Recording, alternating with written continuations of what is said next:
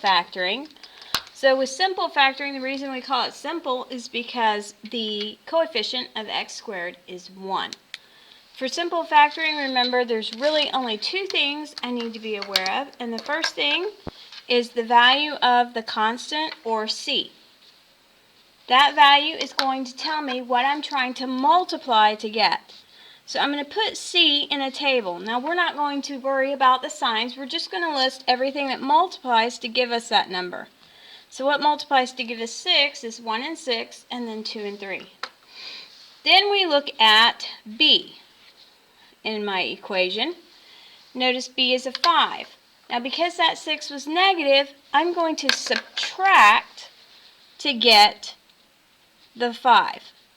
And if I'll notice which pair subtracts to give me the 5, that would be 1 and 6. So I'm going to be using 1 and 6 as my factors.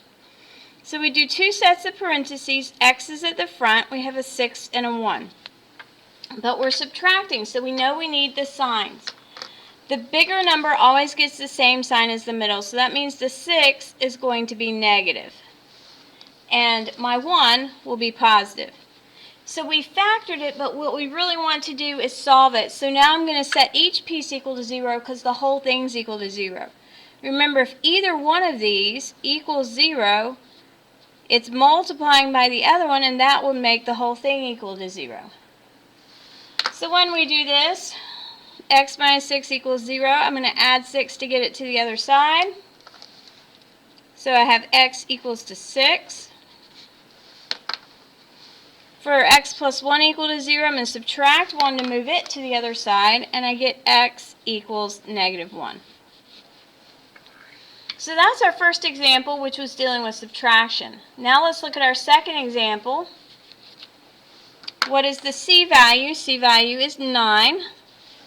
So the 9 is what's going to go at the top of my table.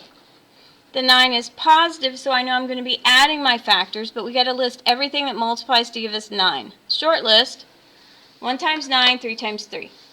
So we add those together. 1 plus 9 is 10, and 3 plus 3 is 6. So which factor gives me the middle term, which is b?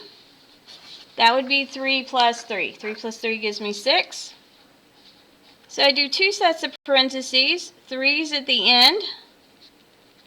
And what are the signs? Well, in this case we're adding, so they both happen to be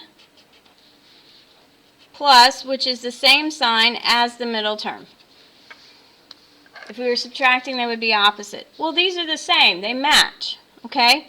So it doesn't matter which one we set equal to 0. X plus 3 equals 0. How do we move the 3 over? We're going to subtract 3 from both sides. And we get x equals negative 3. But remember, we have two of these. I have x plus 3 twice, so this is a double root. Double root, which are multiplicity, if you remember that term, multiplicity equals 2, because we had two of them. And this is our simple factoring. Thank you.